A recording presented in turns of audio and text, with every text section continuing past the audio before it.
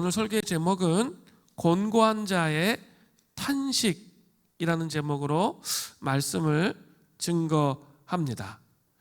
이 하나님은 모세를 통해서 이스라엘 왕이 지켜야 할 매우 중요한 말씀을 하셨습니다. 신명기 17장 16절 전반절에 보니까 그는 병마를 많이 두지 말 것이요 병마를 많이 얻으려고 그 백성을 애굽으로 돌아가게 하지 말 것이니. 중요한 명령이 뭡니까? 병마를 많이 두지 않는 겁니다. 즉 전쟁용 말을 많이 두면 안 된다는 거죠. 이스라엘 왕들이 하나님을 의지하기보다는 자신의 군사력을 의지하려고 하는 그 모습에 싹을 자르려고 하나님께서 그렇게 하신 거죠. 그런데 이러한 하나님의 명령에 대해서 다윗과 솔로몬은 아주 대조적인 행동을 하게 됩니다. 다윗은 소바왕 하닷에셀을 쳐서 격파했는데 이때 많은 전리품을 얻게 되었습니다. 다윗은 어떤 모습을 보여줍니까? 사무엘하 8장 3절부터 4절입니다.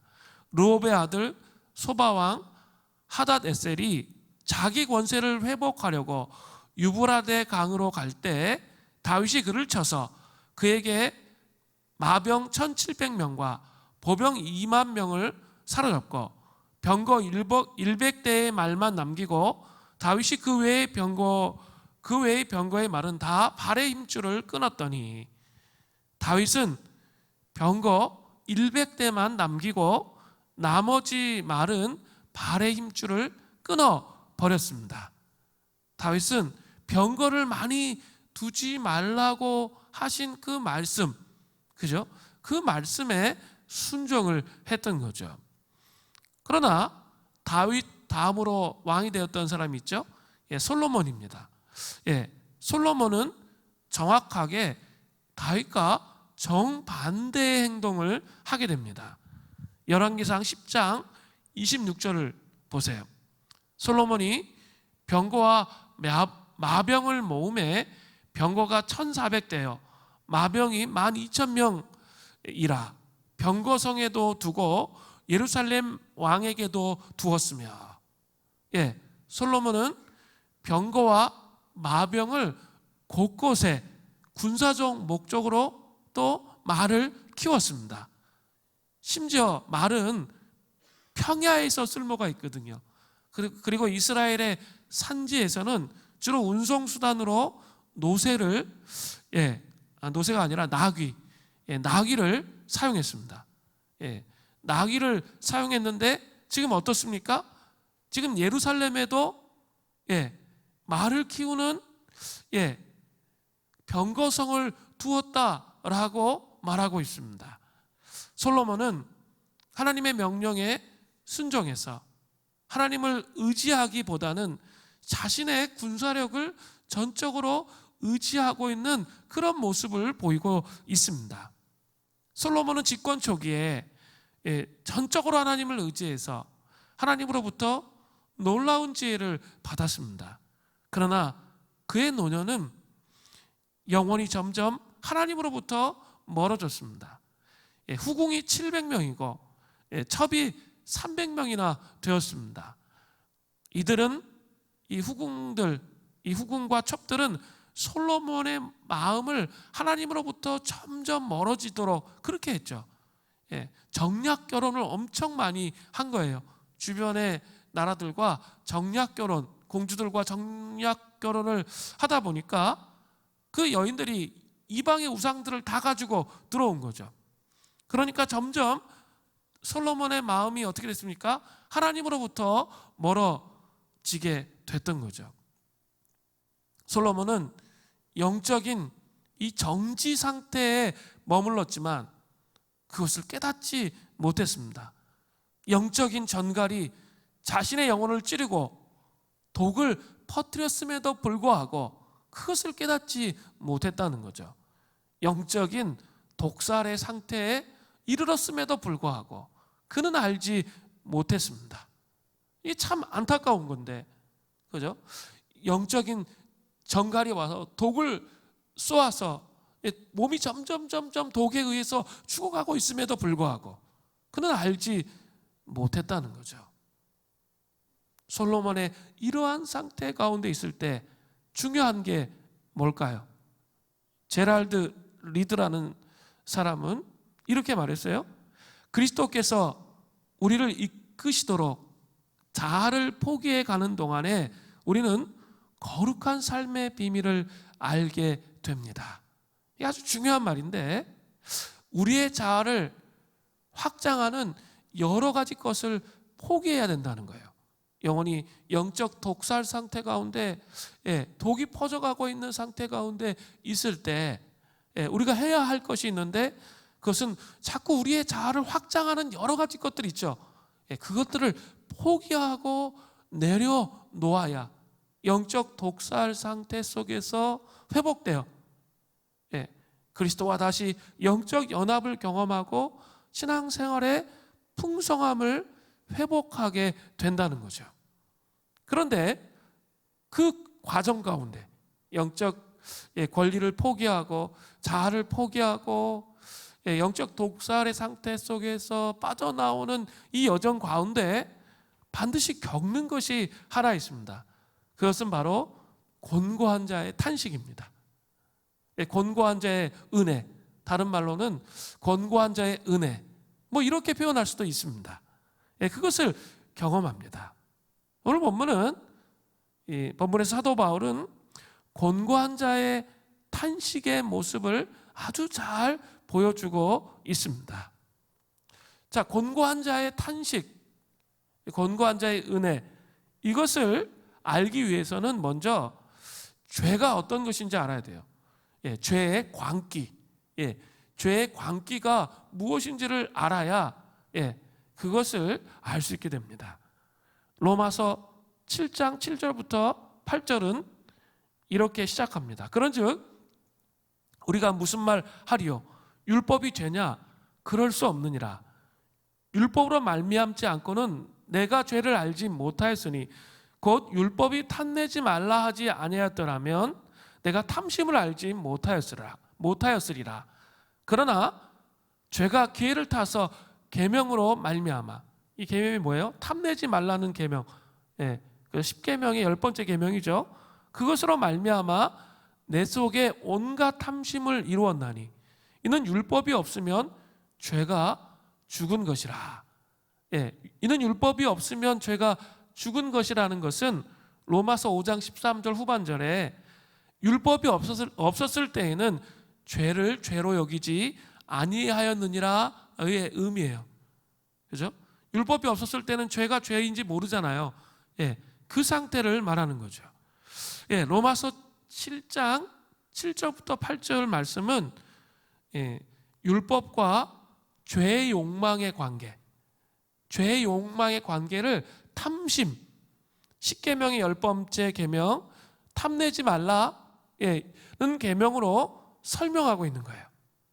다시 한번 잘 이해를 하셔야 되는데, 사도 바울은 율법과 죄의 욕망과의 관계를 탐내지 말라, 10계명의 10번째 계명으로 설명하는 거예요.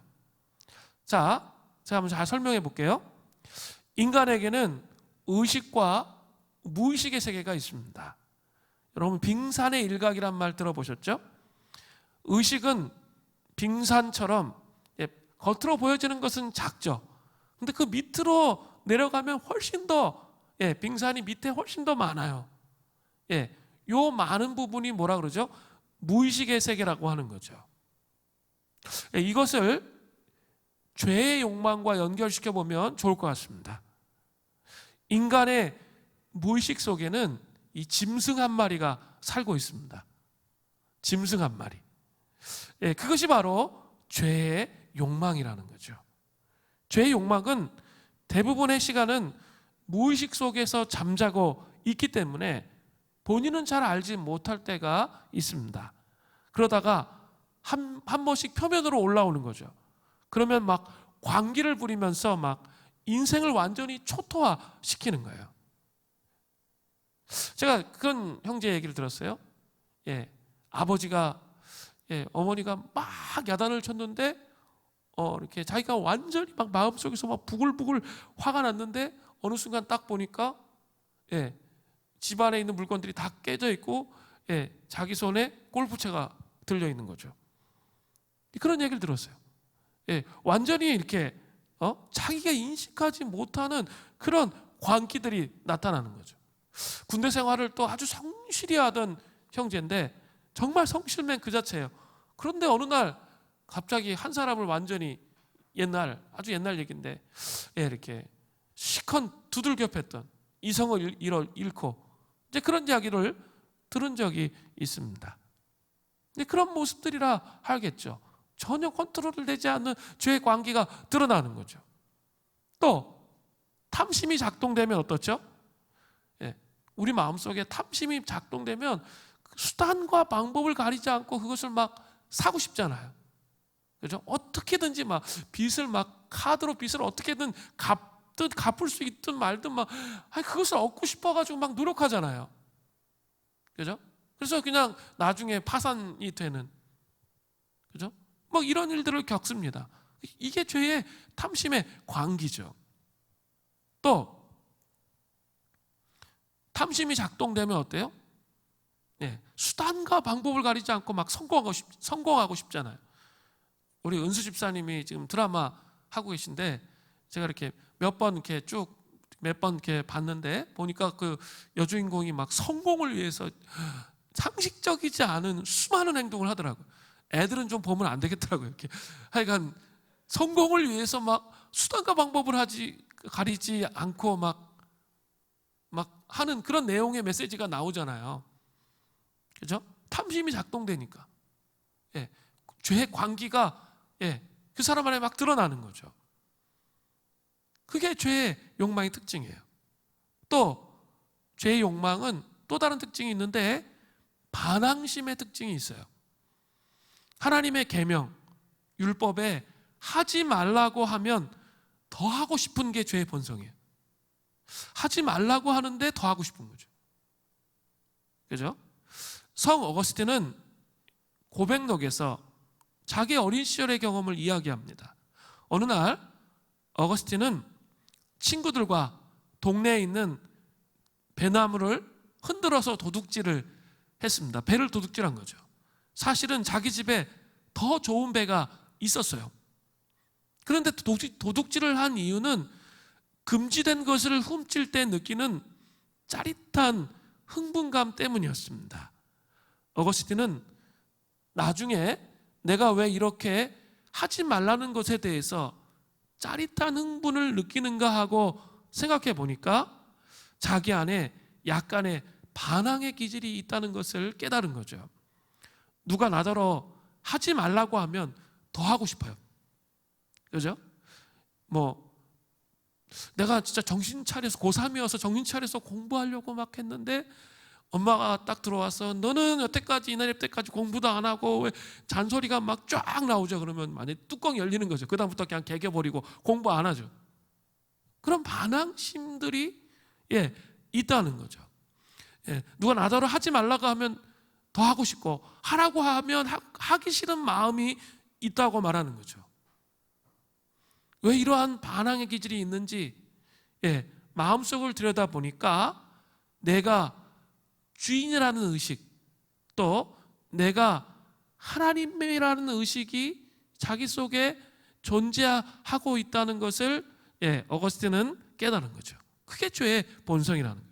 내가 주인이고 싶고 내가 하나님이고 싶은 의식이 있다는 거죠.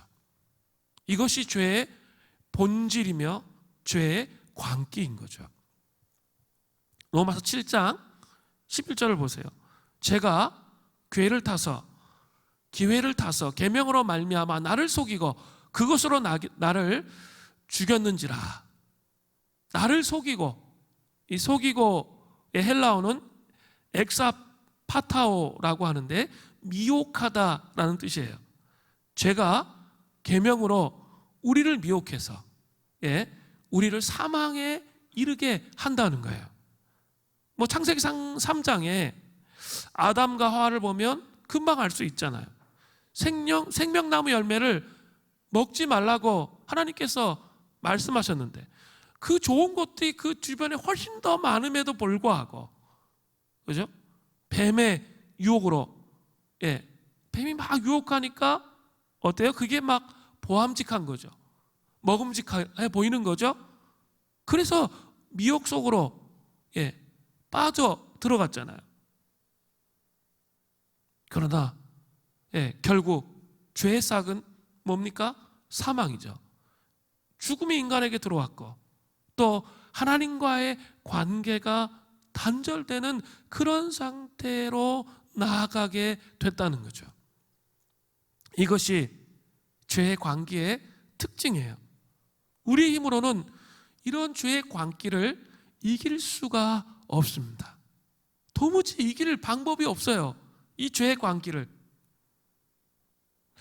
또 알아야 될 게, 율법이 하는 일을 우리는 아주 올바르게 제대로 인식을 또 해야 돼요. 율법은 우리로 하여금 죄를 유발하여 우리 안에 죄가 있음을 알게 하고 결국 우리를 정죄하여 사망 선고를 내리는 일을 하는 거예요. 다시 한번, 율법은 우리로 하여금 죄를 유발하는 거예요. 유발해서 우리 안에 죄가 있음을 알게 하고 결국 우리를 정죄해서 사망 선고를 내리는 일을 한다는 거예요. 즉 율법은 우리를 살리는 게 아니고요, 죽이는 역할을 해요. 탐내지 말라는 계명을 알지 못했을 때는 오히려 괜찮았어요. 그런데 탐내지 말라는 그 계명을 듣고 나서 오히려 죄가 기회를 타서 너는 그것이 있어야 행복해 라고 속삭이는 거죠. 그래서 결국 내 속에 죄를 유발시켜 죄를 짓게 만들었다는 거죠. 내 속에 죄가 살아나니까 나는 계명에 의해서, 하나님의 율법에 의해서 사형 선고를 받고 정죄를 받고 죽는 거죠. 이렇게 율법이 하는 일은 결국 살리는 것이 아니라 나를 정죄하고 죽이는 일이라는 거예요. 그게 율법의 기능이에요. 또 로마서 7장 9절부터 10절을 보세요. 전에 율법을 깨닫지 못했을 때는 내가 살았더니 계명이 이름에 죄는 살아나고 나는 죽었도다. 생명에 이르게 할 그 계명이 내게 대하여 도리어 사망에 이르게 하는 것이 되었도다. 원래 율법은 좋은 의미로 그것을 지키면 살겠다라고 해서 주어진 거잖아요. 그런데 오히려 그것을 알면서도 죄를 짓는 거예요. 그것이 그렇게 가면 안 된다는 것을 알면서도 죄를 짓기 때문에, 이 죄의 광기 때문에, 인간의 마음속에 있는 죄의 광기로 말미암아 죄를 짓기 때문에 결국 그 율법으로 말미암아 인간이 어떻게 되는 거죠? 죽게 되는 거죠. 로마서 7장 12절부터 13절이에요. 이러보건대 율법은 거룩하고 계명도 거룩하고, 율법 계명 같은 말을 했죠. 의로우며 선하도다. 그런즉 선한 것이 내게 사망이 되었느냐? 그럴 수 없느니라. 오직 죄가 죄로 드러나기 위해서 선한 그것으로 말미암아 나를 죽게 만들었으니 이는 계명으로 말미암아 죄를 심히 죄되게 하려 함이라. 죄를 심히 죄되게 하는 것, 그게 율법이고 뭐예요? 그게 계명이라는 거예요. 죄를 심히 죄되게 만든다는 거죠. 예를 들면 이런 거예요. 집에서 이렇게 침대 전문 업체 불러서 이렇게 청소하실 때 있죠. 침대는 똑같잖아요. 그냥 깨끗한 것 같고, 깨끗한 것 같고 아무 문제가 없는 것 같은데 전문 업체에서 딱 와서 먼지랑 찐득이를 청소하면 어때요? 가득 채워지잖아. 그 공간에, 그 먼지를 청소하는 그 공간에 찐득이가 가득 차 있는 걸 보고 깜짝 놀랄 때가 있잖아요. 율법은 우리 겉으로 보기에는 죄가 없는 것 같은데 그냥 샅샅이 죄지는 거예요. 그리고 우리 안에 있는 죄악들이 다 드러나게 하는 거죠. 그래서 인간은 율법으로 말미암아 죄의 시궁창에서 우리가 살고 있고, 이 죄의 광기에서 우리는 빠져나올 수 없다는 것을 알게 하는 거죠. 이 타조 아시죠? 타조. 이 타조는 두려운 일이나 힘든 일이 있으면 도망가는 게 아니라 타조는 한 80km까지 시속을 낼 수 있대요. 그러면 도망가면 재빠르게 도망가면 되는데 다리도 엄청 이렇게 튼튼해요. 이렇게 무섭거나 두려운 일이 생기면 그냥 머리를 쳐박고 도망가는 척해요. 우리는 어쩌면 죄의 시궁창 속에서 살고 있으면서도 머리를 쳐박고 있으면서 어때요? 괜찮다 하면서 살아가고 있는지 몰라요. 이 죄라는 게 아주 강력한 힘이 있다는 것을 여러분 아셔야 돼요. 영적인 힘이 있어요. 마귀가 이 죄악 가운데 우리가 굴러다니도록 우리를 죄악의 올무 속에서 우리를 놓아주지 않아요. 자, 그렇기 때문에 그리스도인에게 모순이 있다는 거예요. 죄의 관계와 율법의 기능, 죄가 심히 죄되게 하는 그 기능이 있기 때문에 그리스도인들은 때로는 이 모순적인 삶에 부딪혀요. 사실 이 로마서 이 7장이 대단히 어려워요. 저도 이거를 설교하기 위해서 3주가 걸렸던 것 같아요. 다른 거 2군데 했잖아요. 그러 했는데요, 너무 어려워가지고 제가 온갖 책들을 다 뒤져보고 고민하고 씨름을 하게 됐어요. 정말 어렵더라고요. 근데 로마서 7장을 해석하는데 3가지의 주장이 있어요. 이걸 꼭 알아야 돼요. 그리고 자기가 어떤 주장인지를 정리해야 돼요. 첫 번째는 주장은 죄 아래서 권고한 자의 탄식을 하는 사람은 거듭난 신자일 수가 없다는 주장이에요. 뭐 일리가 있습니다. 다 일리가 있으니까 주장을 하는 거예요. 거듭난 신자일 수가 없다는 거예요. 앞부분에서 분명히 그렇게 믿음으로 구원받았는데 어떻게 이 성화의 과정 속에서 또 이런 죄 때문에 신음하고 탄식하는 이런 고민을 얘기할 수 있냐? 그렇게 얘기하는 학자들이 있습니다. 두 번째는 지금 이런 권고한 자의 탄식을 하는 것은 정상적인 그리스도인의 모습이다라고 말하는 견해가 있습니다. 성 어거스틴, 또 팀 켈러, 그죠? 그런 목사님들은 이런 견해를 이야기해요. 그런데 저는 이 견해가 맞다고 생각해요. 제가 이렇게 목회를 해오면서 사람들의 모습들을 보면, 그죠? 분명히 예수 그리스도를 믿고 있지만 그 인생의 광야길을 걸으면서 때로는 어때요? 탄식하고 고통스러워하면서 그 길을 걸어가는 사람들을 저는 많이 보았기 때문에 이 두 번째 견해가 맞다. 그 로마서 7장을 푸는 견해이다. 이렇게 해석할 수 있습니다. 세 번째 견해는 마틴 로이드 존스 목사님이나 존 스토트 목사님이 이야기하시는데, 이것은 연약하고 미성숙한 그리스도인이라는 견해가 있습니다. 뭐 이런 3가지 견해가 있는데 저는 이 두 번째 견해가 맞다는 거죠. 저 자신의 경험적으로 봐도 권고한 자의 탄식을 할 때가 있기 때문에 두 번째 견해가 맞다는 거죠. 이것을 먼저 좀 밝혀야 돼요. 자기의 견해가 뭔지. 자, 그렇게 보면서 볼 때 그리스도인의 모순이 이해가 돼요. 자, 첫 번째, 그리스도인의 모순 첫 번째는 자기가 원하는 대로 행하지 못할 때가 있습니다. 로마서 7장 14절부터 15절이에요. 우리가 율법은 신령한 줄 알거니와. 왜요? 하나님이 모세를 통해서 인간들에게 주셨기 때문에 신령한 거죠. 나는 육신에 속하여 죄 아래 팔렸도다. 아니, 율법은 신령하지만 나는 육신에 속해서 죄에게 팔렸대요. 자기가 아주 탄식을 하죠. 내가 행하는 것을 내가 알지 못하노니 곧 내가 원하는 것을 내가 행하지 아니하고 도리어 뭐예요? 마음속에서 원하는 것을 행하지 못하고 도리어 미워하는 것을 행함이라. 또 보세요. 로마서 7장 18절부터 19절이에요.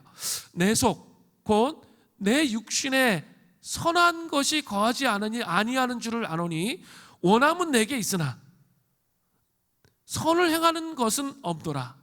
원함은 있는데 선을 행하는 게 없대요. 내가 원하는 바 선을 행하지 아니하고 도리어 원하지 아니하는 바 악을 행하는도다. 자, 잘 생각해 보세요. 성령의 인도하심을 따라 죄의 유혹을 이기는 삶을 살다가 우리의 교만의 죄로 인해서, 그죠? 아니면 또 다른 죄로 인해서 성령의 인도하심이 무뎌지고 성령의 인도하심이 무뎌지면서 속절없이 무너져서 연약함 속에서 탄식하며 한숨 지을 때가 있습니다. 하나님은 철저히 성령님을 의지하면서 경건하게 거룩하게 살도록 하시기 위해서 이런 경험을 때로는 하나님의 백성들에게 허용하세요. 그죠? 이런 거예요. 아까 말씀을 드렸죠? 원함은 내게 있으나 선을 행하는 건 없다라고 말씀드렸는데, 분명히 제가 지난주 설교 때 추석 연휴 기간에 잘 지냅시다 라고 말을 하죠. 그리고 또 말을 했고, 자기도 이번 추석 연휴 기간에는 집에 가서 승질내지 않고 그리스도인다운 삶을 살아야지, 그렇게 결심을 한다는 거죠. 부모님을 만나서도, 믿지 않는 부모님 만나서도 정말 잘해드리고, 또 형제들 만나서도 내가 좀 양보하는 그런 모습을 좀 가져야지 했는데 그들의 모습이 막 더 열받는 거죠.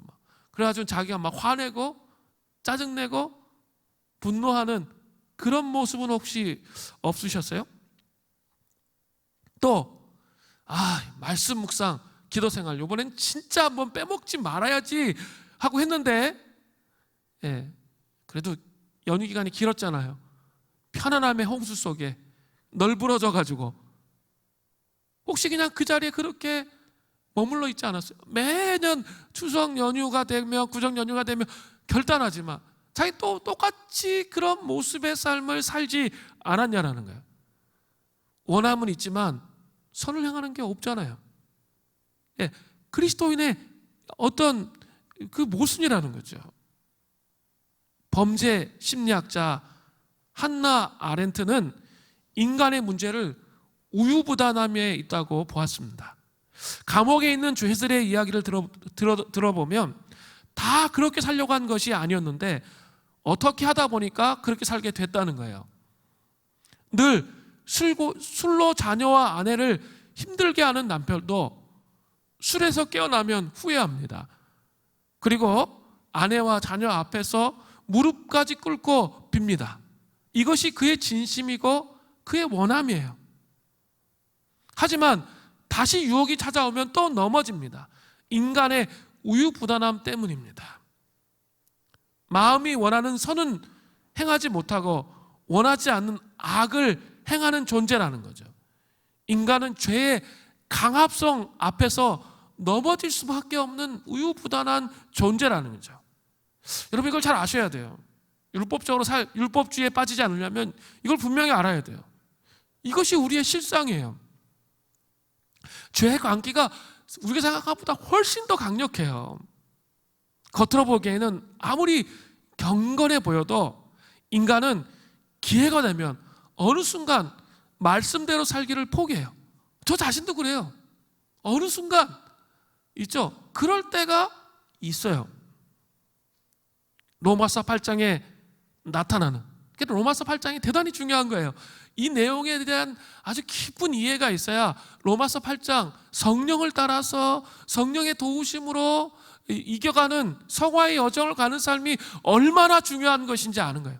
근데 그냥 로마서 8장만 설교하면 몰라요. 인간의 죄성과 인간의 그 모순이 어떤 것인지 모르기 때문이에요.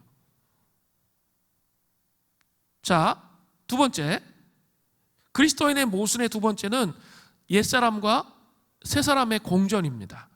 이것은 그리스도인의 모순된 삶의 이유이기도 합니다. 자, 보세요. 로마서 7장 16절부터 17절을 보세요.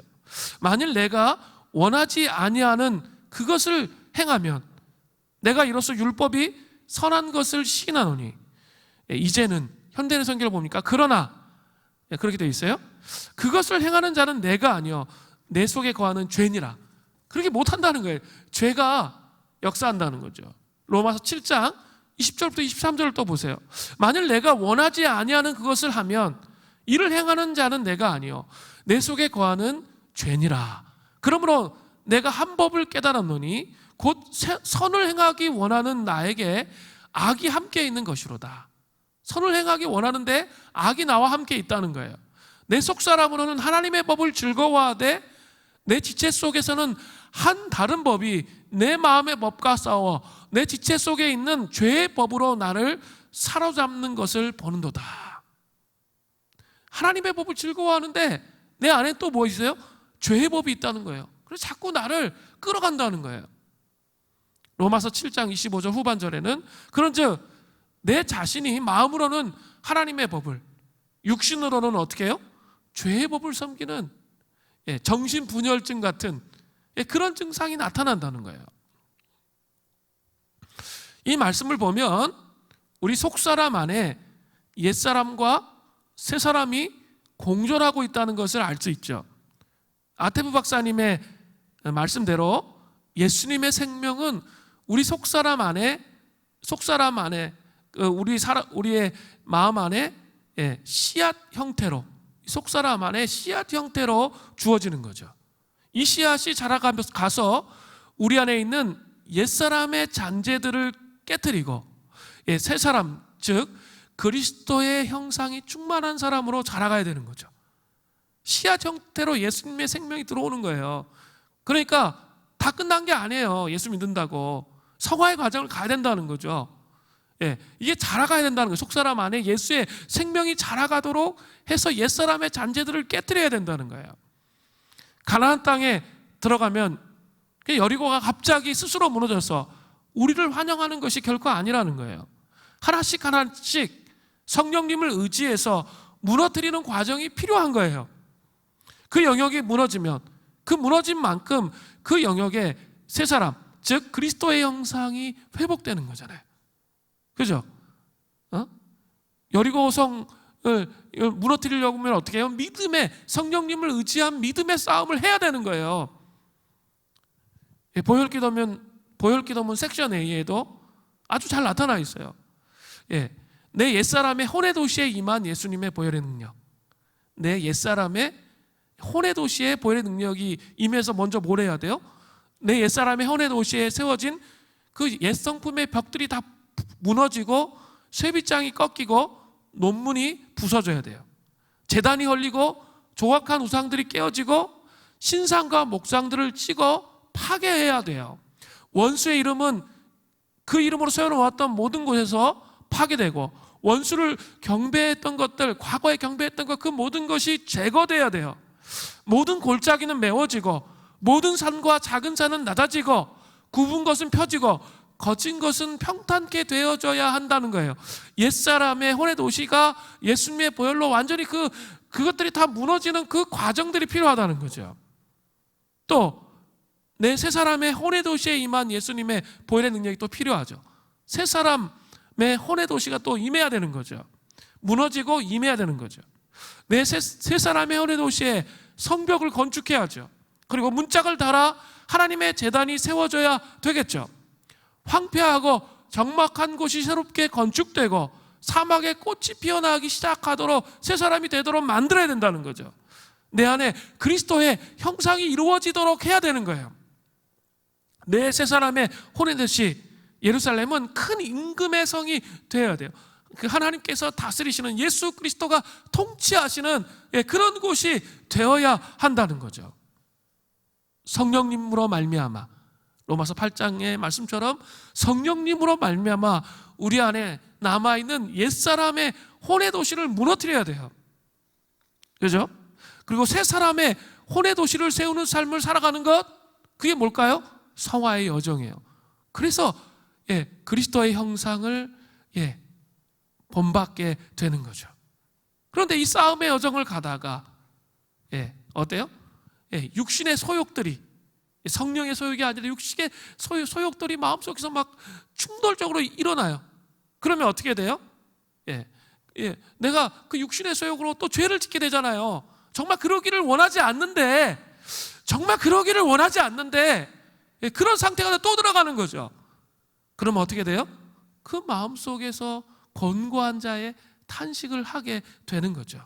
나는 정말 하나님의 말씀에 선함을 따라 살기를 원하는데 가끔씩 경험하게 하세요.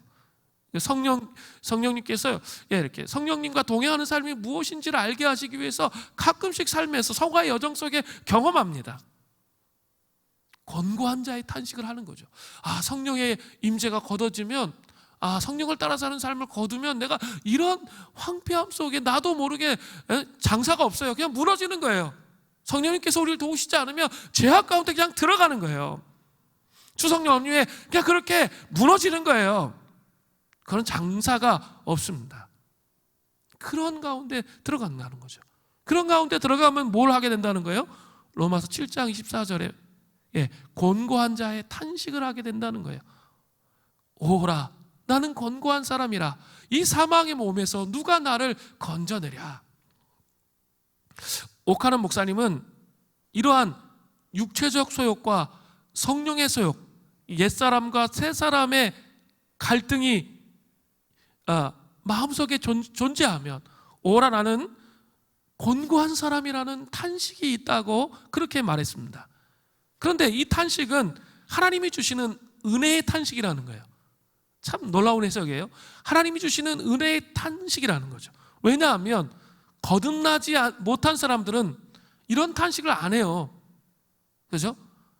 성령님이 우리 안에 계시다는 증거예요. 이런 탄식을 하고 있다는 거. 내가 옛사람의 모습이 또 나타났구나. 그러면서 절망하고 좌절하는 거 있죠? 그것은 있죠. 여전히 우리 안에 성령님이 계시다는 희망의 증거예요. 그러니까 이 탄식은 하나님이 주시는 은혜라고 해석하셨어요. 정말 탁월한 해석입니다. 회개는 하나님께서 도와주셔야 할 수 있습니다. 회개는 자기의 의지대로 만들어내는 제품이 결코 아니에요. 우리 속에 큰 모순이 있는데도 오라의 탄식의 경험이 없다면 무엇인가 지금 우리는 크게 잘못되고 있는 겁니다. 한번 잘 생각해 보세요. 제가 교회사를 연구하면서 영적 각성과 부흥에 대해서 공부할 때 항상 공통점이 있어요. 영적 각성과 부흥의 공통점은 먼저 사람들이 하나님의 말씀이 선포될 때 뼛속 깊이 자신이 죄인인 것을 깨달아요. 내가 정말 하나님의 진노 앞에서 피할 수 없는 그런 사람이구나 아는 거예요. 조나단 에드워즈가 하나님의 진노 아래 놓여있는 인간, 이런 선교를 하면 막 기절했대. 까무러치고 너무나 강렬해서 그 하나님의 진노가 너무나 강렬하게 느껴졌기 때문에 뼛속까지 자기가 죄인이라는 것을 느끼면서 오라, 나는 권고한 자다, 이런 탄식을 했다는 거죠. 이게 필요해요. 반드시 필요합니다. 그러나 중요한 게 있어요. 오카는 목사님은 이 오라의 탄식을 너무 길게 가져가면 안 된다는 거예요. 그리고 즉시 예수님께로 돌아와야 된다는 거죠. 하나님의 자녀는 죄 때문에 고통스러워하고 괴로워하다가도 금세 일어나서 예수님을 바라볼 수 있어야 된다는 거예요. 끊임없이 탄식만 하고 있다면 이런 거예요. 현대적 감각으로 잘 디자인된 수도꼭지를 교체했는데 끊임없이 탄식만 하고 있다면 뭐가 문제죠? 수돗물이 나오지 않는 것과 같은 거예요.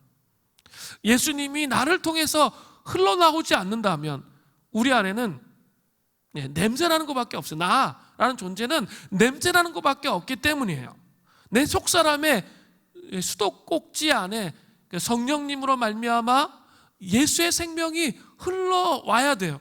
예수의 생명이 흘러나와야 제대로 살 수 있기 때문이에요. 생명이 흘러나오지 않으면 계속 어떻게 하는 거예요? 탄식하다 끝나요. 그것은 아니라는 거예요. 더 중요한 건 그 다음이 중요한 거예요. 로마서 7장 25절 전반절이 중요한 거예요. 24절과 25절 전반절은 연결되어 있는 거예요. 우리 주 예수 그리스도로 말미암아 하나님께 감사하리로다.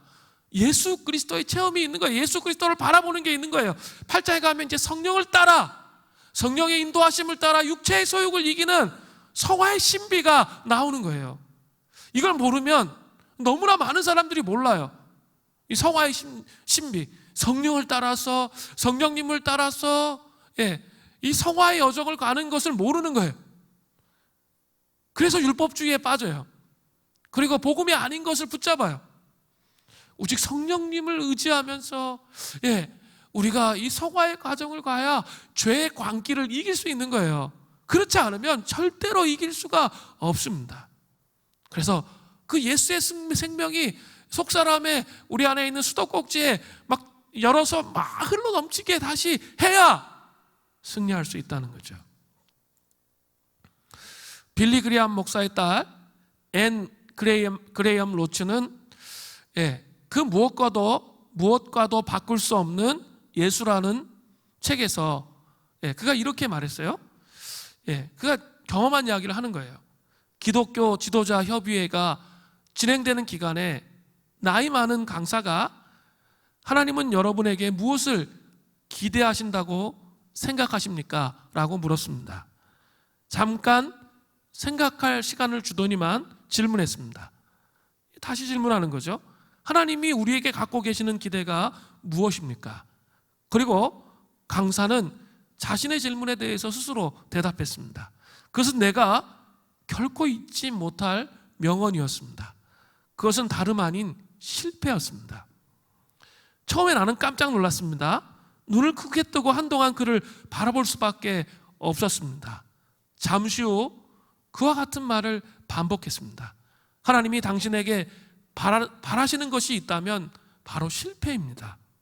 하지만 하나님은 성령님을 보내셔서 여러분이 더 이상 실패하지 않게 하실 것입니다. 바로 이겁니다. 강사는 성공적인 그리스도의 삶을 살아가는데 필요한 모든 것을 제대로 지적했습니다. 성령님께서 마음껏 일하시도록 나를 내어드린다면 성령님께서는 내 안에서 나를 통해 일하십니다. 나를 무척 잘하시기 때문에 내가 하나님 없이 아무것도 할 수 없다는 것도 아십니다. 사도 바울은 실패를 통해서 자기 안에 무엇이 일어나고 있는지를 찾아냈습니다. 하나님 말씀대로 하나님 뜻대로 살아가기를 소원하지만 그렇게 하지 못하는 자신의 죄의 실존 앞에서 오라 나는 권고한 자라 이렇게 고백했습니다. 이것은 실패의 고백입니다.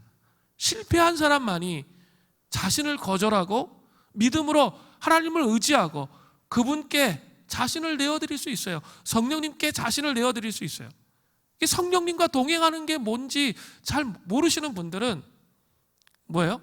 실패를 통해서 하나님께 자기를 내어드려 본 적이 별로 없는 거예요.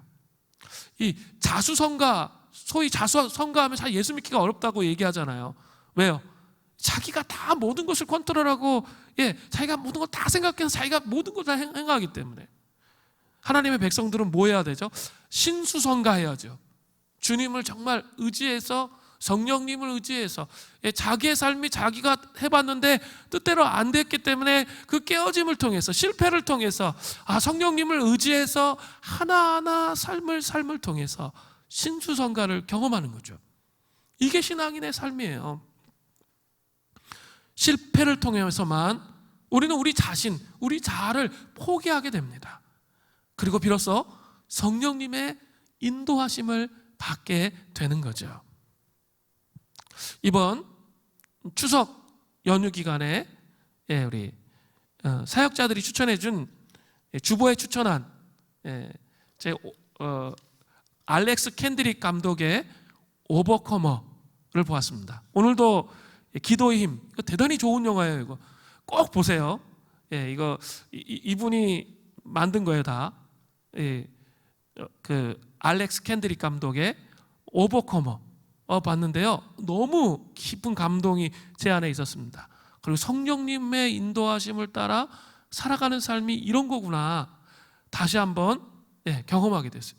그리고 성도님들에게 강추드리고 싶어요. 이 기도의 힘, 저도 이제 기도의 힘 다시 보려고 하는데 오늘 아침에 우리 사역자들 계속 얘기하더라고요. 기도의 힘. 꼭 한번 오버커머를 보세요. 그 내용이 이런 거예요. 고등학교 역사 교사이자 농구팀 코치인 존 해리스는 갑작스럽게 자신이 맡고 있는 이 농구팀이 해체되는 거예요. 그래서 자기가 원치도 않는 크로스컨트리 육상 코치직을 맡게 되었습니다. 학생 중에 뭐 공 갖고 이렇게 해야 재미있잖아요. 근데 그것도 없이 무조건 달리기만 하는 거 다 싫어하는 거예요. 그래서 지원자가 없는 거예요. 그런데 딱 한 명만 있는 거죠. 천식을 앓고 있는 해나 스콧이라는 자매 하나 있는 거예요. 마지못해서 해나 스콧과 연습을 이어가게 된 존 해리스 코치는 그녀가 육상 선수로 기량을 발휘할 수 있도록 처음에는 정말 관심이 없다가 점점 진심을 다해 가르치기 시작합니다. 그러다가 병원에 신방을 갔는데 옆방에 있던 방을 우연하게 들어가게 되었습니다. 근데 그 방에 있던 환자가 해나 스콧의 아버지라는 사실을 알게 되는 거죠. 해나 스콧 아버지는 해나 스콧 어머니에게 마약을 가르쳤어요. 그래서 그가 죽게 됩니다. 그 자신도 방탕하게 막 살아서 나중에 당뇨병이 심해져가지고 눈이 멀어 있는 거예요. 그리고 이제 얼마 살지 못하는 그런 상황 가운데 있었습니다. 그러나 이 과정을 통해서 그가 예수 그리스도를 이제 영접하게 되는 거죠. 마음의 중심으로 예수 그리스도가 눈은 보이지 않지만 예수 그리스도가 인생의 주인이신 것, 자기 인생을 잘못 살아온 것에 대해서 회개하고 돌이키고 자기 멋대로 살았던 삶을 돌이켜서 예수님을 주인으로 인정하는 거죠. 그리고 나서 자기 마음속에 날마다 꿈을 꾸며 기도한 거예요. 자기 딸 아이를 만나서 용서를 구할 것을 기도하고 상상하고 기도하고 막 그렇게 살았던 거죠. 그런데 우연히 하나님께서 섭리에 의해서 인도해 주신 거죠. 존 해리슨 코치가 중간에 다리를 놓아 주어서 해나 스콧과 만나게 된 거예요. 해나 스콧도 갈등을 많이 하다가 그가 이제 교장 선생님이 복음을 전했는데 그가 예수님을 영접하게 되고 그 그리스도인이 어떤 존재인지 자기가 에베소서를 읽다가 그걸 다 찾아내요. 그래서 쓰다가 그 용서받은 존재라는 거 자기가 이해하면서 이제 아버지를 용서하는 그런 과정들이 나타나요. 근데 이 영화의 하이라이트는 다 이렇게 제가 얘기해도 꼭 한번 보시면 아주 깊은 은혜가 있는데 제가 포인트를 이제 말씀을 드리는 거예요. 영화의 하이라이트는 해나 스콧 아버지가 원래는 크로스컨트리 선수였어요. 그래서 그 존 해리슨 코치는 이 크로스컨트리 5km를 달리는 거거든요. 이 5km를 달리는 코스를 이렇게 다 이렇게 녹화해가지고 코스의 지형이나 이런 것들을 다 이렇게 해나 스콧 아버지에게 설명해줘요. 그리고 이제 이 해나 스콧 아버지가 녹음을 하는 거예요. 코스마다 어떻게 해야 되는지. 이렇게 처음에는 이렇게 에너지 100% 쓰지 마라. 그리고 한 3.5km쯤 됐을 때 한 사람 제쳐라. 그리고 그 다음 또 제쳐라. 마지막에는 죽을 힘을 다해라. 이런 내용을 다 녹음을 해요. 그래가지고 이제 또 때마침 그때 이제 이어폰을 가지고 이렇게 그 음악을 들을 수 있게 그때 이제 룰이 바뀌게 돼요. 룰이 바뀌게 되고 녹음한 걸 들을 수 있도록 그렇게 룰이 바뀌어서 그거를 이제 해나 스콧이 여기 팔에 이렇게 메고 달리면서 아빠의 음성을 듣는 거예요. 크로스컨트리 선수였으니까 어떻게 할 줄 아는 거예요. 지금은 천천히 가라. 지금은 빠르게 가라. 지금 죽을 힘을 다해라. 이걸 하면서 천식 환자라고 그랬잖아요. 이 아이가 기적적으로 간발의 차로 이제 우승을 하게 되는 그런 내용이 나와요. 근데 그 아버지가 죽어가는 아버지가 딸을 위해서 이렇게 매 순간순간 코치하는 그 내용들이 너무 감동이 됩니다. 그리고 제가 깨달았어요. 그렇구나. 성령의 인도하심을 따르는 삶이 이런 거구나. 매 순간마다 그 아버지의 음성을 듣고 힘을 내요. 그래서 막 얘는 불가능한데 정말 이렇게 평상시 30등 그 정도 하는 애인데 그걸 이렇게 다 제끼고 제껴서 이렇게 우승을 하는 그런 승리의 삶을 이렇게 보게 되는 거죠. 옛사람과 새사람이 공존하는 그리스도인들에게 승리의 삶이 바로 이 성령의 인도하심을 따라 사는 삶이구나. 또 해나 스콧은 태어나면서부터 세상의 환영을 받지 못했어요. 할머니에게 맡겨진 비참하고 곤고한 자의 탄식의 삶을 살았어요. 세상은 자기를 원하지 않고 부모도 자기를 원하지 않아서 버렸다. 자기 정체성에 혼돈이 있는 거죠. 근데 그 예수 그리스도를 만나고 자신을 버렸던 아버지를 용서함을 통해서 예수 그리스도 안에서 자신이 어떤 존재임을 알고 결국 성령의 인도하심을 따라 그가 우승하게 되는 이런 것이 바로 그리스도인의 삶이구나. 이것이 바로 곤고한 자의 은혜구나 라는 것을 한번 깊이 생각해 보았습니다. 그냥 곤고한 자가 탄식으로 끝나는 것이 아니라 반드시 그 탄식 가운데 눈을 낙심으로 끝내는 게 아니라 눈을 들어서 예수 그리스도를 바라보면 곤고한 자의 은혜가 성령의 인도하심을 따라 우리의 육체의 소욕들을 깨뜨려서 그리스도의 형상을 닮아가고 자기의 정체성이 버림받은 자, 이 세상에 쓸모없는 자가 아니라 하나님의 귀한 가치 있게 창조된 하나님의 자녀인 것을 깨닫고 그리스도의 형상으로 변화되는 그런 삶을 살 수 있게 된다는 겁니다. 오늘 제가 아주 중요한 말씀을 전했습니다. 곤고한 자의 탄식, 곤고한 자의 은혜. 사랑하는 성도님들 안에 이런 은혜가 임하기를 간절히 바랍니다.